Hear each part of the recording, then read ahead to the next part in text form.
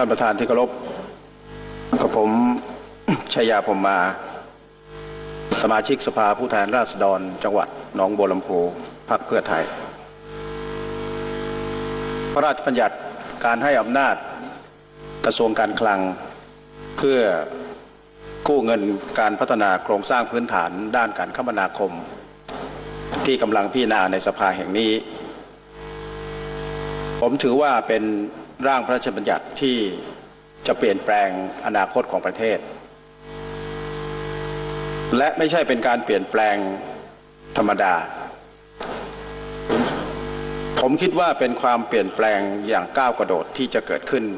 ในอีก7 ปีข้างหน้าวงเงินกู้จำนวน2 ล้านล้านซึ่งหลายส่วนได้มีข้อห่วงใยโดยเฉพาะในประเด็นเรื่องการรักษาทางด้านวินัยการเงินการคลังของประเทศซึ่งผมคิดว่าข้อห่วงใยดังกล่าวนี้เราจะไปมองเฉพาะเรื่องหนี้สาธารณะอย่างเดียวและคำนึงว่าจะต้องรักษาสัดส่วนของหนี้สาธารณะจนไม่สามารถจะทำอะไรได้ผมอยากจะกราบเรียนท่านประธานอย่างนี้ว่าเหตุผลของการที่ให้อำนาจกระทรวงการคลังในการกู้เงินเพื่อการพัฒนาโครงสร้างพื้นฐานมีจุดเป้าหมายและมียุทธศาสตร์ที่มีความชัดเจนที่จะเพิ่มขีดความสามารถและศักยภาพในการแข่งขันของประเทศลดค่าใช้จ่ายและโดยเฉพาะอย่างยิ่งต้นทุนในระบบโลจิสติกส์ซึ่งจะต้องเกี่ยวเนื่องในระบบการขนส่งมวลชนและการคมนาคมหลายรูปแบบด้วยกันท่านประธานครับต้องยอมรับว่าต้นทุนในระบบโลจิสติกส์ที่มีอยู่ในปัจจุบันนี้ที่เป็นสัดส่วนต่อ GDP เป็นสัดส่วนถึง 15% ต่อ GDP ด้วยซ้ำไปและเป้าหมายของการที่จะวางยุทธศาสตร์ในการที่จะทำระบบโครงสร้างพื้นฐานของประเทศในครั้งนี้มีตัวชี้วัดที่ชัดเจนครับว่าเพื่อเป็นการลดต้นทุนในระบบโลจิสติกส์จากสัดส่วนเดิมที่มีผลต่อ GDP 15% นั้นคาดว่าจะลดลง 2%เราต้องยอมรับความจริงครับท่านประธานว่าในสัดส่วนของการคมนาคมในปัจจุบันนั้นนะครับเราได้ใช้การขนส่งทางบกซึ่งเป็นการขนส่งโดยรถยนต์ในสัดส่วน 82% ใน 82% นั้นเราได้ใช้น้ำมันซึ่งเป็นเงินตราต่างประเทศและเป็น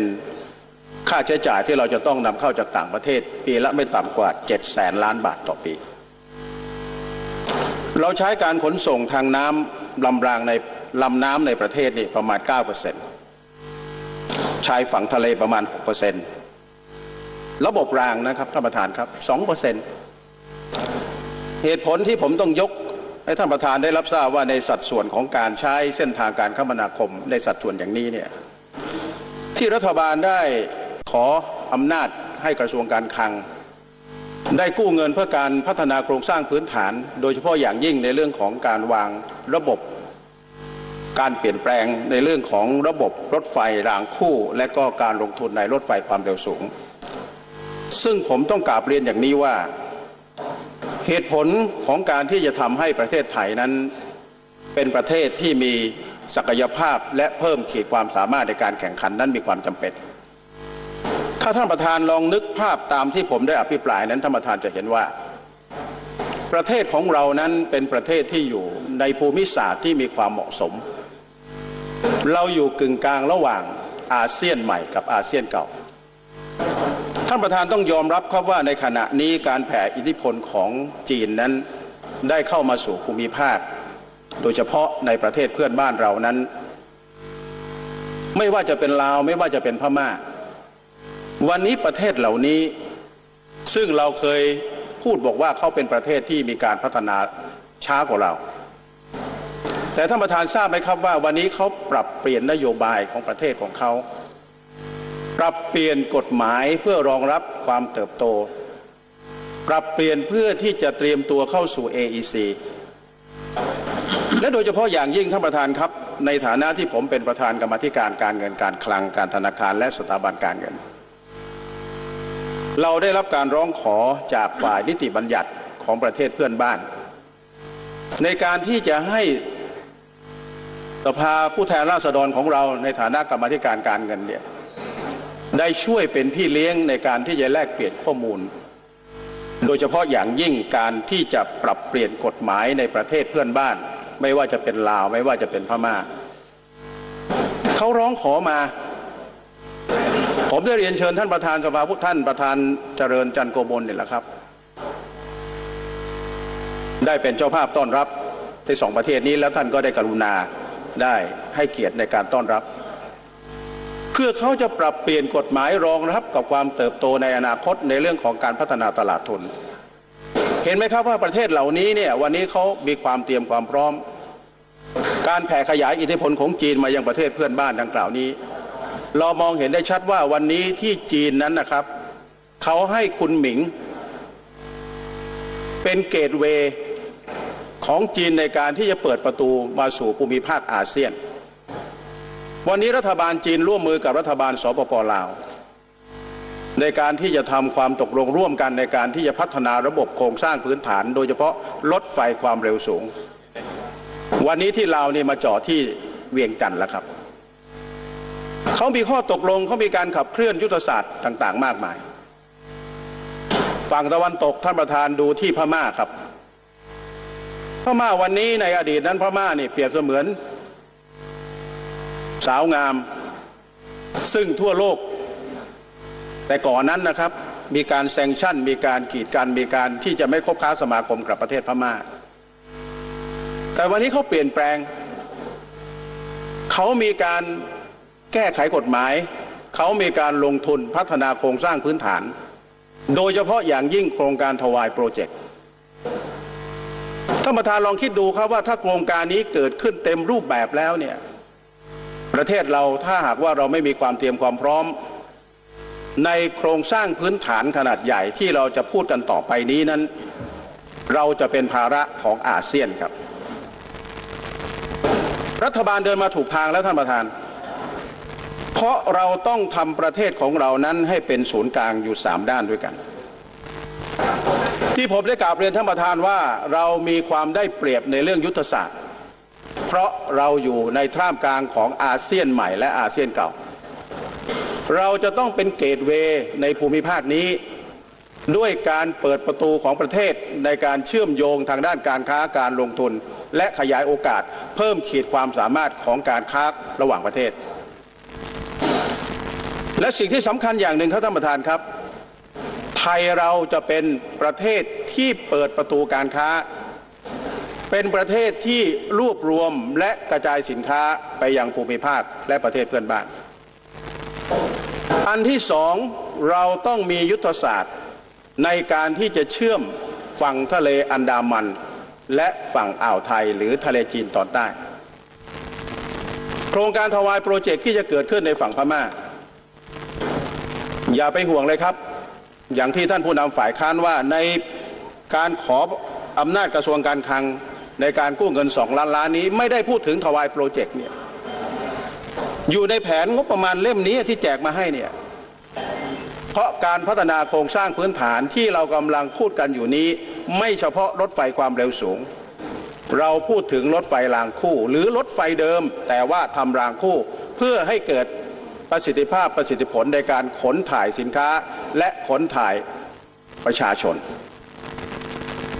โครงการบางใหญ่ผู้น้ำร้อนที่เป็นมอเตอร์เวย์ที่จะไปที่รองรับกับทวายโปรเจกต์ที่กาญจนบุรีระยะทาง96 กิโลเมตรครับใช้เวลาเดินทางประมาณไม่ถึง1 ชั่วโมงถ้าท่านประธานมีโอกาสได้ไปพัทยามอเตอร์เวย์มันวิ่ง96 กิโลเมตรแป๊บเดียวครับท่านประธานครับดังนั้นการเชื่อมต่อในโครงการทวายโปรเจกต์ที่ไทยจะเป็นศูนย์กลางที่ผมได้กราบเรียนแล้วว่าเราจะต้องเป็นศูนย์กลางในการเชื่อมฝั่งทะเลอันดามันและฝั่งทะเลจีนตอนใต้นั่นก็คือจากทวายโปรเจกต์มาที่ท่าเรือแหลมฉบังสิ่งต่างๆเหล่านี้คือการเพิ่มศักยภาพและ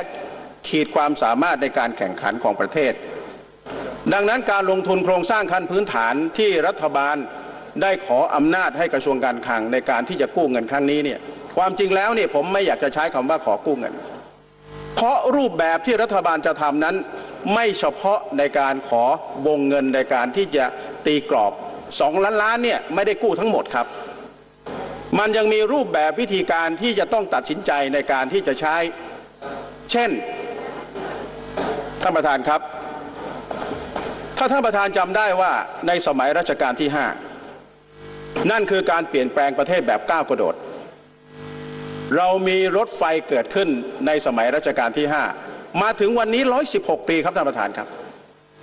เรายังไม่เห็นโครงการในการพัฒนาซึ่งเป็นโครงการวางโครงสร้างพื้นฐานของประเทศที่มีโครงการขนาดใหญ่อีกเลยครับท่านประธานครับนี่เป็นครั้งแรกในอีก7 ปีที่รัฐบาลจะทำเนี่ยมันเป็นการเปลี่ยนแปลงประเทศและเปลี่ยนจุดเปลี่ยนแปลงของประเทศแบบก้าวกระโดดเราไม่ใช่ทำตามประเทศที่มหาอำนาจที่ว่าเห็นบอกว่าเห็นเขามีรถไฟความเร็วสูงแล้วเราอยากมีเหมือนเขาโดยที่ไม่มองศักยภาพตัวเองไม่ใช่ครับ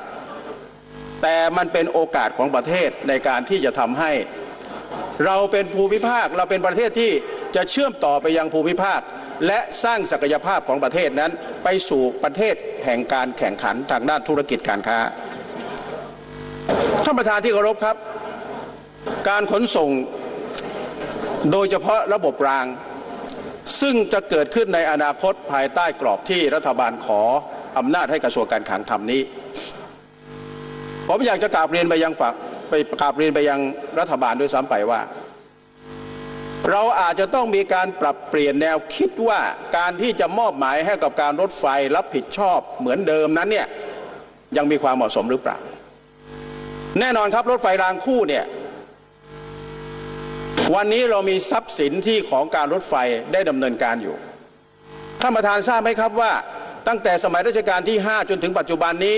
ท่านได้สร้างรถไฟให้กับพี่น้องประชาชนคนไทยเนี่ยความยาวรวมกัน 4,000 กิโลเมตรครับทั่วประเทศใน 4,000 กิโลเมตรเนี่ยซ้ายขวา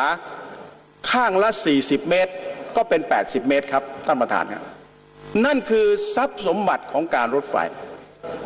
ผมถึงบอกว่าวงเงินที่ขอจากสภาแห่งนี้2 ล้านล้านอาจจะไม่ได้ใช้ทุกบาททุกสตางค์ถึง2 ล้านล้านเพราะมีรูปแบบในการลงทุนมากมายเช่นทรัพย์สินของการรถไฟเราสามารถที่จะมาเปลี่ยนแปลงเป็นทุนได้นั่นก็คือในสมัยที่ท่านนายกทักษิณเป็นนายกมีนโยบายในเรื่องการแปลงสินทรัพย์เป็นทุนวันนี้การรถไฟเอาทรัพย์สินของการรถไฟที่มีอยู่เนี่ยเป็นทุนร่วมกับประเทศที่จะมาลงทุนในประเทศไทยก็ได้นี่คือรูปแบบหนึ่งของการลงทุนหรือถ้าจะพูดถึงเรื่องของการกู้เงินมันยังมีรูปแบบอีกมากมายครับว่าเราจะกู้ในประเทศหรือต่างประเทศแน่นอนครับว่าการสร้างในการกู้เงินครั้งนี้เนี่ยดูเหมือนว่าจะมีความห่วงใยต่อสัดส่วนของ GDP ที่เป็นหนี้สาธารณะที่เป็นสัดส่วนต่อ GDP นั้นค่อนข้างที่หลายท่านให้มีความกังวลผมอยากจะกราบเรียนว่าอย่าไปกลัวเรื่องหนี้ครับถ้าหนี้กู้มาแล้วไม่ให้เกิดประโยชน์และไม่มีตัวชี้วัดทางเศรษฐกิจนั้นมันเป็นภาระของประเทศแต่ถ้าเกิดว่าเรากู้หนี้มาเป็นหนี้สาธารณะก็จริงแต่หนี้นั้นมันมีตัวชี้วัดที่ทำให้เห็นว่ามันเกิดการขับเคลื่อนของเศรษฐกิจมันมีผลต่อ GDP ของประเทศมันมีฝั่งซ้ายกับฝั่งขวาครับท่านประธานวันนี้สัดส่วนของหนี้สาธารณะต่อ GDP นั้นอยู่ที่ 44.87 อยู่ในกรอบความยั่งยืนทางการคลังเติมเงินเข้าไปในส่วน2 ล้านล้านเนี่ยไม่ใช่ว่าวันนี้รัฐบาลขอเงินขออำนาจให้กระทรวงการคลังดำเนินการเนี่ยไม่ใช่ว่าพรุ่งนี้รัฐบาลจะไปกู้เงิน2 ล้านล้านนะท่านประธานครับไม่ใช่นะครับใน7 ปีนี้เนี่ยเราแบ่งสัดส่วนของการที่จะทำโครงการโครงสร้างพื้นฐานตามความจำเป็นความเหมาะสมและโครงการที่มีการประมาณการมีการดูแลผ่านการวิเคราะห์โครงการให้เรียบร้อยใน7 ปีนี้เราแบ่งงบประมาณออกเป็นปีละ300,000 ล้านใน300,000 ล้านนี่เราใส่เข้าไปในปีงบประมาณปี57สัดส่วนหนี้สาธารณะต่อ GDP มันโตขึ้นนิดเดียวครับท่านประธานครับแต่มันก็อยู่ในกรอบวินัยความยั่งยืนทางการคลังไม่เกินนี้ กว่าจะถึง7 ปีท่านประธานครับเมื่อหนี้มันโตในขณะเดียวกันเนี่ยมันทำให้เกิดการขับเคลื่อนทางเศรษฐกิจมันเกิดโครงการขนาดใหญ่เกิดขึ้นธุรกิจการก่อสร้างก็จะจ้างแรงงานก็มีเงินเดือนมีค่าจ้างคนงานก็ต้องจับจ่ายซื้อของเงินมันหมุนในระบบไม่รู้กี่รอบครับนี่อย่าไปมองว่าเมื่อหนี้มันโตแล้วมันจะเป็นภาระแต่ต้องดูว่าหนี้ที่เราสร้างขึ้นนั้นมันมีผลต่อการพัฒนาเศรษฐกิจอย่างไรเพราะฉะนั้นเราใส่เงินเข้าไปในระบบปีละ300,000 ล้านโครงสร้างพื้นฐานขนาดใหญ่ปีละ300,000 ล้าน300,000 ล้านวันนี้ไม่ว่าเราจะพัฒนาเรื่องระบบรถไฟรางคู่เราไม่ใช่เฉพาะขนคนท่านประธานครับมันขนสินค้าเพราะการแข่งขันทุกวันนี้มันสู้กันด้วยความเร็ว1ความเร็ว2ความเที่ยงตรงเพราะการขนส่งโดยรถไฟนั้นเวลามาแน่นอนครับท่านประธานครับท่านประธานอยู่ชัยภูมิผมอยู่หนองบัวลำพูผมกลับบ้านผมเนี่ยถ้าหากว่ามีรถไฟความเร็วสูงกรุงเทพหนองคายผมลงที่อุดรธานีระยะเวลาเดินทางถ้าผมไปเครื่องบินเนี่ย50 นาทีท่านประธานครับแต่เราอย่าลืมว่าเราบวกลบหัวท้ายในการที่จะต้องไปสนามบินลงสนามบินแล้วต้องเดินทางกลับบ้านอีกบวกลบแล้วนี่3 ชั่วโมงครับถ้าวันนี้เรามีรถไฟความเร็วสูงท่านประธานกลับบ้านหรือผมกลับบ้านเนี่ยระยะเวลาอาจจะน้อยกว่าการเดินทางโดยเครื่องบินด้วยซ้ำไปยิ่งอยู่ครับมันบิน50 นาทีแต่เราต้องไปรอสนามบินต้องไปเช็คอินลงเครื่องบินแล้วเราจะต้องเดินทางอีก1 ชั่วโมง3 ชั่วโมงครับวันนี้ถ้ามีรถไฟความเร็วสูงแล้วมันทำให้เกิดอะไรท่านประธานครับไม่เฉพาะในเรื่องของการประหยัดเวลามันประหยัดต้นทุนการเดินทางมันประหยัดในเรื่องของการลดการใช้น้ำมันและสิ่งที่สำคัญที่สุดนั่นก็คือมันสร้างพื้นที่เศรษฐกิจใหม่ครับตรงไหนที่เป็นสถานีเนี่ยมันก็จะมีเน็ตเวิร์กทั้งระบบถนนทั้งระบบรถไฟรางคู่ทั้งระบบการเชื่อมโยงเครือข่ายที่วันนี้ในกรอบการขออำนาจให้กระทรวงการคลังดำเนินการเนี่ยมันอยู่ในนี้ครับท่านประธานครับเพราะฉะนั้นสิ่งที่รัฐบาลได้ขอเงิน2 ล้านล้านในครั้งนี้ต้องกราบเรียนท่านประธานไปยังพี่น้องที่กำลังฟังในชมการถ่ายทอดอยู่ว่า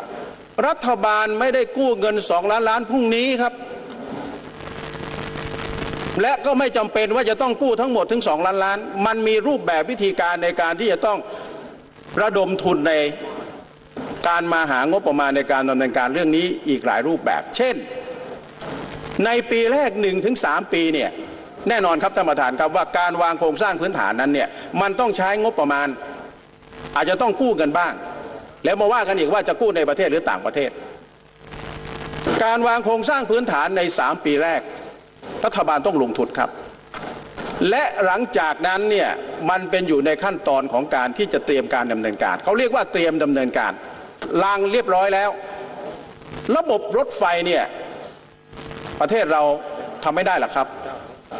แต่เรามีประเทศต่างๆที่ให้ความสนใจในระบบการเดินรถเนี่ยหลายประเทศเราจะใช้เทคโนโลยีของจีนเราจะใช้เทคโนโลยีของเยอรมันเราจะใช้เทคโนโลยีของญี่ปุ่น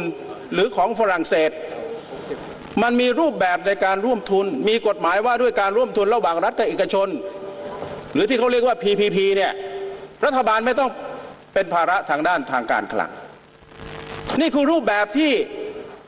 ไม่ว่าเขาหรือเราเขาก็ทำกันในรูปแบบนี้แหละครับท่านประธานดังนั้นผมถึงบอกว่ากรอบในการขออนุมัติวงเงินเนี่ยก็คือมาขออำนาจจากประชาชนว่ารัฐบาลเนี่ยขออำนาจว่าในอีก7 ปีข้างหน้าโครงสร้างพื้นฐานในการพัฒนาระบบขนส่งของประเทศจะต้องมีความเปลี่ยนแปลงเพื่อรองรับความเติบโตและเพิ่มขีดศักยภาพในการแข่งขันของประเทศเพื่อรองรับ AEC ในอีก2 ปีข้างหน้าผมเรียนตั้งแต่ตอนต้นแล้วว่าถ้าเราไม่ทำวันนี้เราจะเป็นภาระของอาเซียนเพราะวันนี้ประเทศรอบบ้านเราท่านประธานครับเขาเริ่มต้นแล้ววันนี้ที่พม่านั้นเนี่ยเงินลงทุนจากประเทศทั่วโลกครับไม่ว่าจะเป็นสิงคโปร์ไม่ว่าจะเป็นเกาหลีไม่ว่าจะเป็นญี่ปุ่นไม่ว่าจะเป็นจีนถ้าวันนี้โครงการทวายโปรเจกต์เกิดขึ้นแล้วเราไม่เตรียมความพร้อมในเรื่องของวางระบบเครือข่ายในการเชื่อมโยงการคมนาคม เราจะเสียโอกาสในการแข่งขันท่านประธานรู้ไหมครับว่าวันนี้ตามชายแดนตะเข็บชายแดนทั้งหมดเนี่ยมูลค่าของการค้าขายตามชายแดนนั้นในปีหนึ่งเป็นตัวเลขที่น่าสนใจมันไม่เฉพาะเรื่องด่านชายแดนครับท่านประธานครับเมื่อมันเป็น AEC แล้วเนี่ยเราเนี่ยก็จะเป็นประตูในการเปิดรับทั้งนักท่องเที่ยวทั้งสินค้าทั้งบริการอะไรต่างๆมากมายโดยเฉพาะอย่างยิ่งการแผ่อิทธิพลของจีนมายังภูมิภาคนี้เป็นสิ่งที่เราจะต้องเตรียมตัวผมถึงบอกท่านประธานว่าวันนี้เราต้องเปลี่ยนแปลงประเทศครับผมคิดว่าข้อห่วงใยของเพื่อนสมาชิกทั้งซีกฝ่ายค้านและเพื่อนสมาชิกทั้งซีกรัฐบาลเราห่วงในเรื่องของความพร้อมความโปร่งใสแต่ในตัวพรบที่เรากำลังพิจารณากันอยู่ในขณะนี้เราก็ไม่ละเลยในการที่จะให้ความสำคัญกับเรื่องนี้ครับเพราะในตัวพรบนี้ได้ให้อำนาจของสภาแห่งนี้ครับในการตรวจสอบที่บอกว่าไม่สามารถในการตรวจสอบได้นี่ไม่จริงครับในพรบฉบับนี้ได้ให้อำนาจสภาผู้แทนราษฎรและวุฒิสภาให้รัฐบาลเนี่ยดำเนินการว่าหลังจากสิ้นปีงบประมาณแล้วเนี่ยภายใน120วันรัฐบาลจะต้องสรุปผลงานการดำเนินการและพันธะต่างๆที่ได้ทำมาตลอดปีในปีงบประมาณนี้รายงานต่อสภาผู้แทนราษฎรและต่อวุฒิสภามันไม่มีอำนาจไหนหรอกครับที่จะผ่านหูผ่านตาจากการตรวจสอบจากประชาชนผมเชื่อว่าวันนี้รัฐบาลนี้ได้มีความตั้งใจในการที่จะทำให้ประเทศเรามีความเปลี่ยนแปลงและเราก็ไม่ได้ละเลยเพราะผมดูในพรบฉบับนี้ผมได้อ่านแล้วครับท่านประธานครับผมเห็นว่าในเนื้อหาสาระตลอดจนบัญชีแนบท้ายเนี่ยมันควรที่จะเกิดขึ้นตั้งนานแล้วเพราะประเทศนี้ขาดการดูแลขาดการลงทุนในโครงสร้างพื้นฐานขนาดใหญ่อย่างนี้ย้อนหลังไป7 ปีเนี่ยไม่มีสิ่งเหล่านี้เกิดขึ้นครับท่านประธานครับนี่คือความสูญเสียโอกาสในการเติบโตและการแข่งขันของประเทศดังนั้นผมในฐานะที่เป็นสมาชิกของสภาแห่งนี้เช่นกันผมอยากเห็นความเปลี่ยนแปลงครับและความเปลี่ยนแปลงนี้ผมอยากเห็นประเทศเราเนี่ยเป็นประเทศที่เป็นหนึ่งในภูมิภาคนี้อย่าได้ห่วงเลยครับท่านประธานครับผมใช้เวลาอีกนิดเดียวครับโดยเฉพาะซีกทางฝ่ายค้านบอกว่าเราจะสร้างหนี้โดยเฉพาะหนี้สาธารณะที่จะต้องโตขึ้นเนี่ยผมเอาตัวเลขมาให้ท่านประธานเปรียบเทียบดูว่าหนี้สาธารณะของประเทศเราเนี่ยอยู่ในสัดส่วนที่เท่าไหร่ของโลกอยู่ในลำดับที่71ครับยังมีอีก70ประเทศครับที่มีหนี้สาธารณะต่อ GDP มากกว่าประเทศไทยเราใกล้เข้ามาครับมาดูในภูมิภาคอาเซียนสิงคโปร์หนี้สาธารณะต่อ GDP 118.2% ต่อ GDP สิงคโปร์เนี่ยผมไม่ทราบว่าเปรียบเทียบกับภูเก็ตเนี่ยอันไหนเล็กใหญ่กว่ากันอย่างน้อยเล็กกว่ากรุงเทพมหานครทำไมเขาถึงสร้างหนี้โดยที่ไม่ได้รักษาวินัยทางการคลังเลยสัดส่วนหนี้สาธารณะต่อ GDP ที่เป็นมาตรฐานนี่ไม่ควรจะเกิน60นี่เป็นมาตรฐานท่านประธานครับแต่ที่เขากล้าตัดสินใจเพราะเขาเห็นว่ารัฐบาลลงทุนก่อหนี้แล้วเนี่ยหนี้ที่เขาขอกู้มาเนี่ยมันไปพัฒนาเศรษฐกิจเพราะสิงคโปร์เปรียบเทียบกับประเทศเราด้านทรัพยากรด้านภูมิประเทศมันสู้เราไม่ได้ครับเรามีความพร้อมเรามีโอกาสเรามีความได้เปรียบแต่ทำไมวันนี้เศรษฐกิจสิงคโปร์ถึงโตความเป็นอยู่ของประชาชนของเขามีคุณภาพชีวิตรัฐบาลก็ดูแลรายได้ต่อหัวต่อปีของเขาเปรียบเทียบกับไทยราวฟ้ากับดินครับเพราะการตัดสินใจในการที่เขา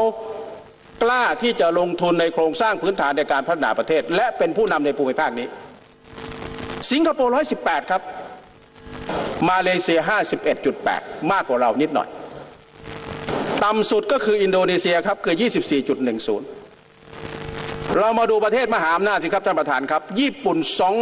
205.5% นี่สาธารณะครับต่อ GDP ฮะแต่อย่าลืมว่าญี่ปุ่นนั้นเขากู้เงินในประเทศสหรัฐอเมริกา 67.8 เห็นไหมครับ ประเทศเหล่านี้เนี่ยเขามองว่าไอ้หนี้สาธารณะที่มันโตเนี่ยมันเป็นภาระก็จริงครับแต่ว่ามันมีตัวชี้วัดที่ชัดเจนว่ามันเงินที่ได้ลงไปในระบบนั้นมันหมุนหลายรอบอย่างที่ผมอธิบายกับท่านประธานว่าโครงสร้างพื้นฐาน2 ล้านล้านเนี่ยใน3 ปีแรกที่รัฐบาลจะลงทุนระบบรางระบบขนส่งระบบถนนมอเตอร์เวย์ที่อยู่ในเล่มนี้มันเกิดการสร้างงาน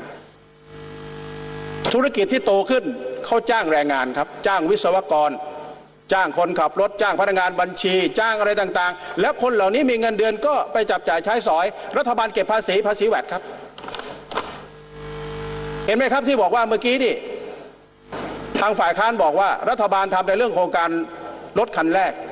ดูเหมือนว่าวันนี้เราสูญเสียรายได้จากภาษีสัมปทานมิตร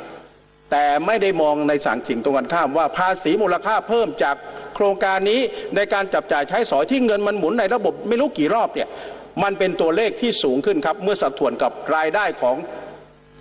ภาษีสัมปทานมิตรมันจะมองในแง่เดียวไม่ได้ครับท่านประธานครับมันมีอยู่2 ด้านเพราะฉะนั้นผมถึงกราบเรียนท่านประธานว่าสิ่งที่รัฐบาลตัดสินใจในการที่จะใช้เงิน2 ล้านล้านเนี่ยเป็นสิ่งที่เดินมาถูกทางแล้วและเป็นสิ่งที่รัฐบาลจะต้องกล้าหาญและอธิบายกับประชาชนโดยเฉพาะในเรื่องของความโปร่งใสผมถึงกราบเรียนแล้วนะครับว่าความโปร่งใสและการตรวจสอบเนี่ยเขาให้รัฐบาลนี่รายงานสภาผู้แทนที่เรานั่งอยู่เนี่ยก็มาจากประชาชนทั้งนั้นแหละครับท่านประธานครับผ่านสภาไม่พอก็ผ่านวุฒิสภาอีกตรวจสอบ2 ขั้นตอนนี่คือสิ่งที่กฎหมายได้เขียนไว้ในนี้ผมคิดว่าด้วยความเหมาะสมในการตรวจสอบและในการดำเนินงานนั้นมีความเหมาะสมในการที่จะอนุมัติให้กระทรวงการคลังได้ดำเนินการในสิ่งที่เป็นประโยชน์สำหรับประเทศชาตินี้แล้วดังนั้นผมถึงขอสนับสนุนในการร่างพระราชบัญญัติให้อำนาจกระทรวงการคลังกู้เงินเพื่อการพัฒนาโครงสร้างพื้นฐานในระบบการคมนาคมขนส่งของประเทศต่อไปครับขอบคุณครับท่านประธาน